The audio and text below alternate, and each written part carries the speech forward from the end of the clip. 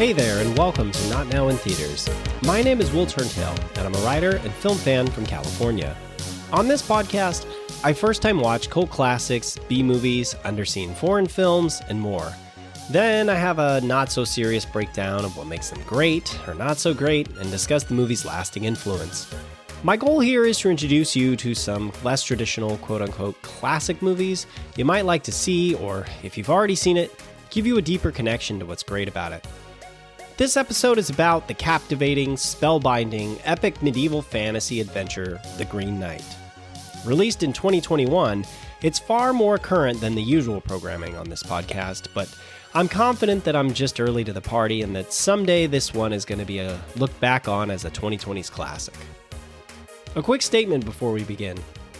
Making films is hard, and you have to respect that. This is a fans blog, so any criticisms are meant to be constructive. Also, my reviews can contain spoilers.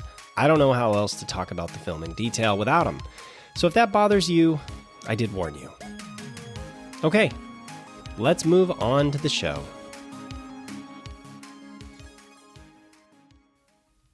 The Green Knight 2021 review, a visually stunning, thought-provoking fantasy. The legend of King Arthur and his Knights of the Round Table has been mined for numerous film adaptations. There's been classic fantasy like Excalibur, spoofs like Monty Python and the Holy Grail, or Arthurian Code as an obscure reference point in George Romero's biker jousting film, Knight Riders. And here we have the fantastical take. David Lowery's The Green Knight is a modern update on the tale of Sir Gawain and the Green Knight by the anonymous poet. Not a swashbuckling, chivalric adventure fans will be eager to cosplay, this is a slow-burning, contemplative fantasy. Initially set for a 2020 debut at South by Southwest, its release was interrupted by the COVID pandemic. Luckily, the film managed a delayed release in 2021, making over $20 million against its $15 million budget and seemingly staving off disaster. Yet while critics have been kind, audiences have been mixed. For example, you can see the film's current 89% critical, 50% audience score on Rotten Tomatoes. So as a film fan who plays critic, where would I fall on the rating scale? It was finally time to find out. So is The Green Knight a good movie? The plot of The Green Knight. At Christmas, Gawain is woken up by his lover, Essel, in a brothel. After being lashed out at by Mother, Morgan Le Fay, Gawain goes to the feast hosted by his uncle, none other than King Arthur. Meanwhile, Mother performs a magic ritual that summons up an otherworldly Green Knight. The knight enters the king's court, asking who among them will dare to join him in a game. The Green Knight will allow one of Arthur's knights to strike a blow on him. Then, in 1 year, they will meet at a green chapel in the north, where he shall return the blow.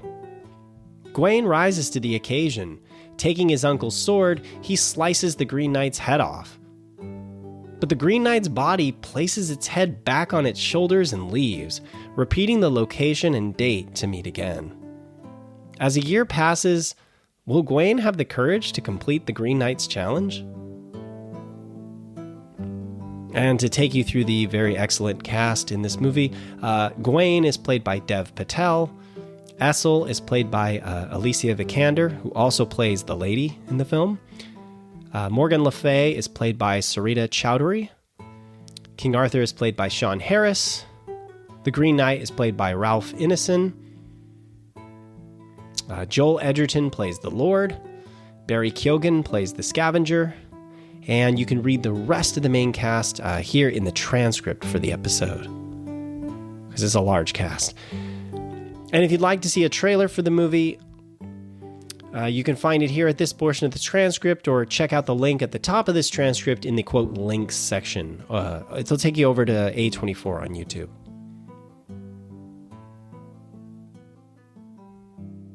So let's talk about where this movie excels.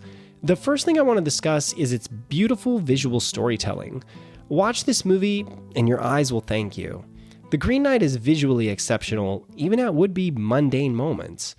Though it is highly original, it's as if Terrence Malick's The New World meets Guillermo del Toro's Pan's Labyrinth. We explore an expansive world with wonder, yet are haunted by darker imagery. Whether it's a wide shot of Gawain traversing rugged terrain or preparing to meet his destiny, the lighting and color are like waiting in magic.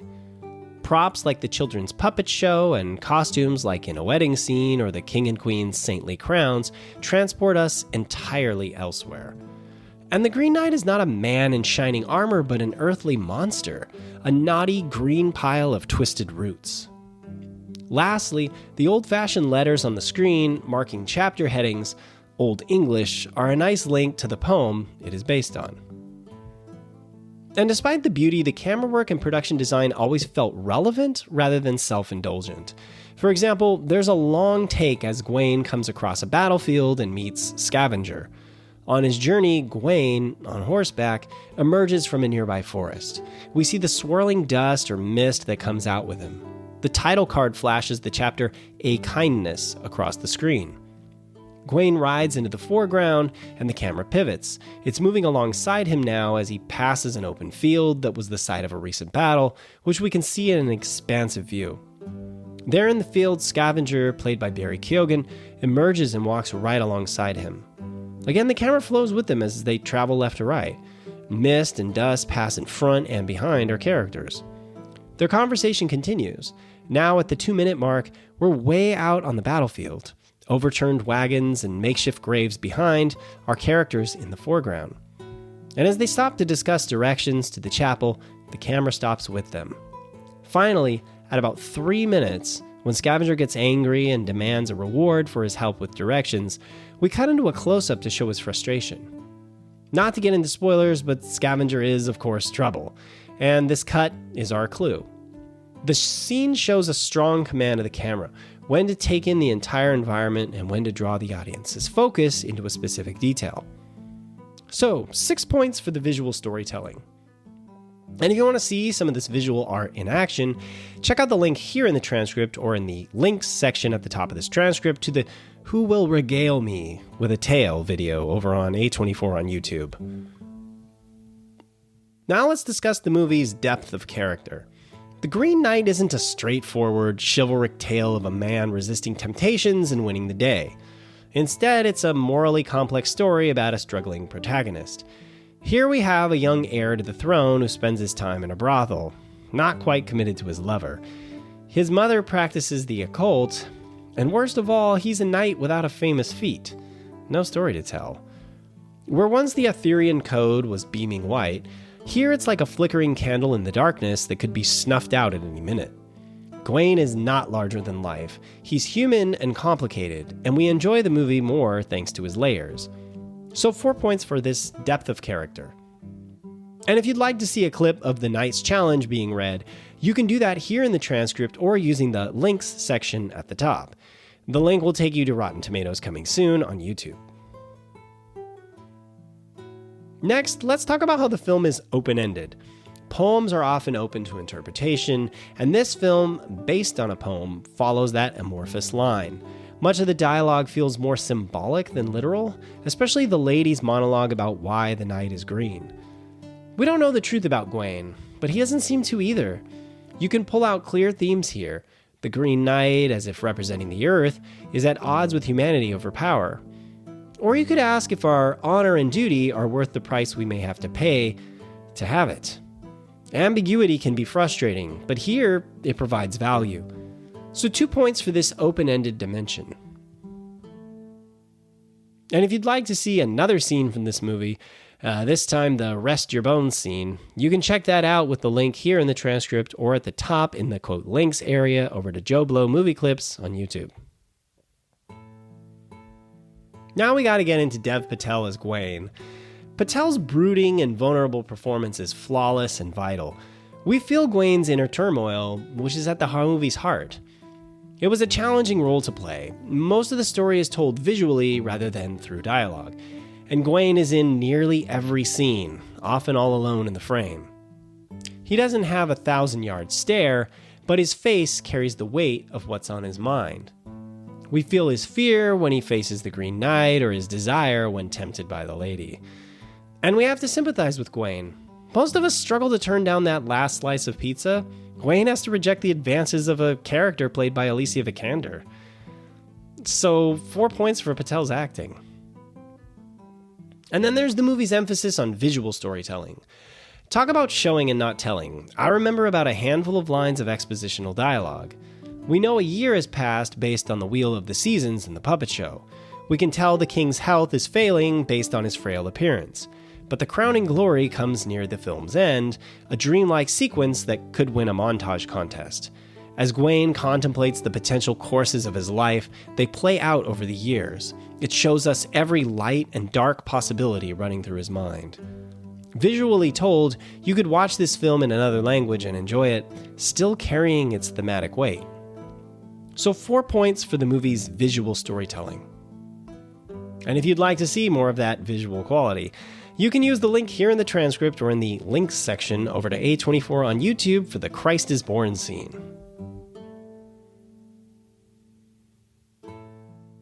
Now let's talk about what I felt wasn't quite so good about this movie.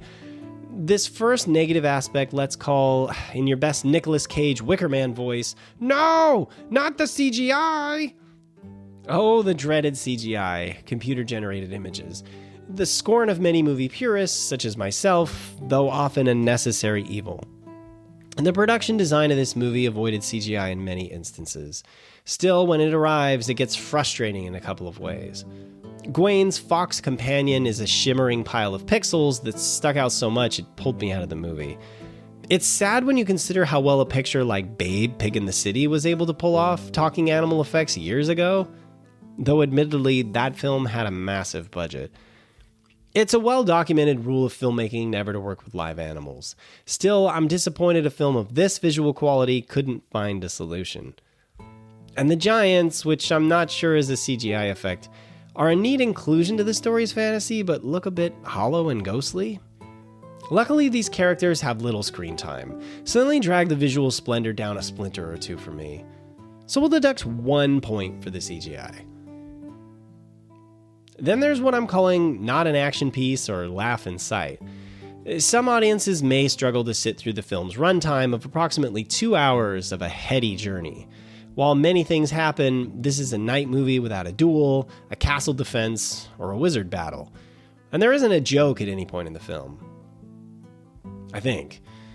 I'll defend the movie, as it needed to keep the subdued tone of the story. But the lack of relief may make it hard for some audiences to get to the finish line. So we'll deduct 2 little points. And before I forget, I also included a link here to the A24 preview/explainer about the film, which is almost like a glorified trailer. You can access the YouTube link for that here or in the links section at the top of the transcript.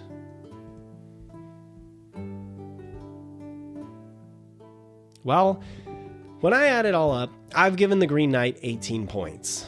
On my scale of let's not watch, should I watch, or go watch this movie, that is going to give it my go watch rating. That means any adult with a pulse, I recommend you give it a shot. The Green Knight is a visual delight, a film you could justify watching just to see it sparkle. It amps up the myth while injecting the film with a thoughtful tone. But its superpower is showing you constant eye magic while concealing its deeper meaning, which you'll have to look for almost within yourself.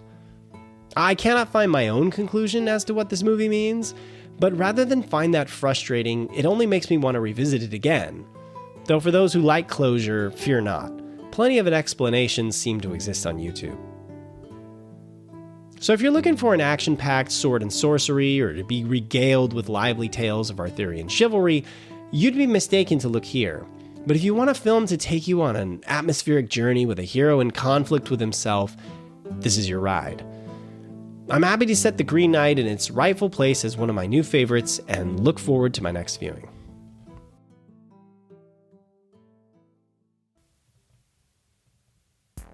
The Green Knight's legacy. So what is The Green Knight's legacy? Well, it's less than 5 years from its release. There hasn't been much time to see whatever ripple effects it had. It is pushing the boundaries of what I typically cover on this podcast since it's about film nostalgia. But who needs strict rules, right? Still, there are some things we know. It could have brought attention to the classic poem Sir Gawain and the Green Knight. It's something I read in high school, though I'm not sure what the curriculum is like for kids these days.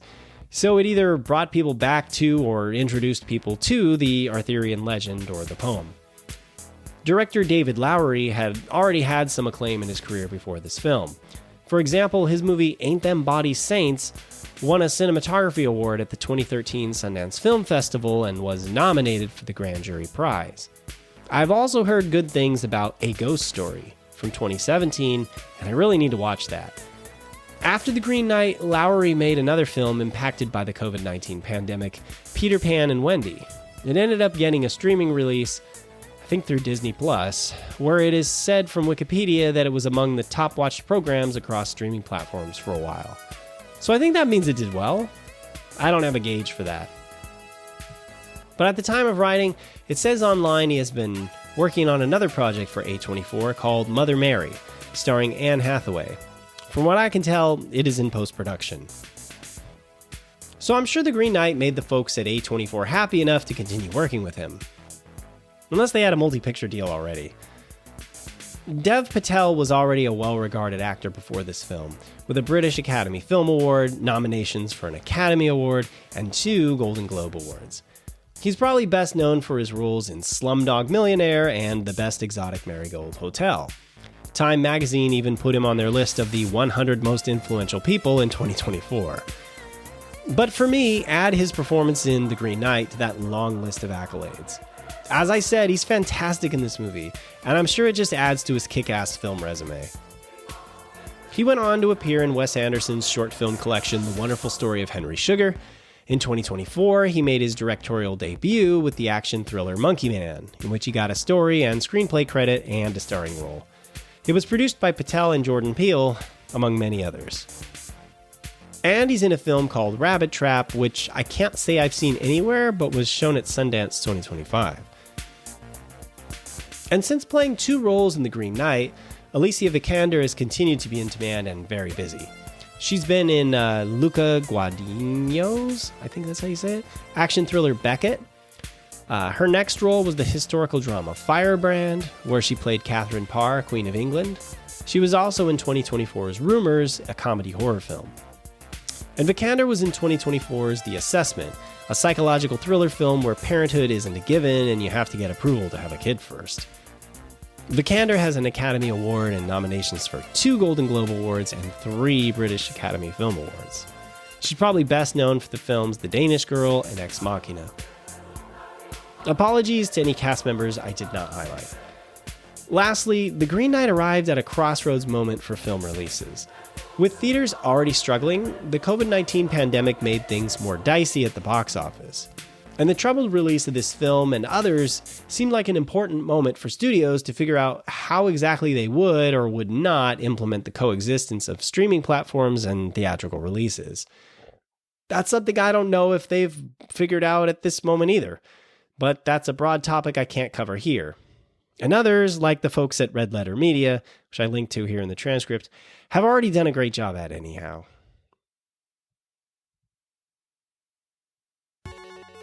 Well, that's all I got. Thank you so much for listening. I hope I persuaded you to check this movie out, or if you've already seen it, brought you some insights into why it's captivating. And if you've seen it, what do you think of The Green Knight? Did you like its ambiguity and symbolism, or were you disappointed it didn't nail down what happens and why? You can reach out and let me know on Blue Sky using the link in the transcript.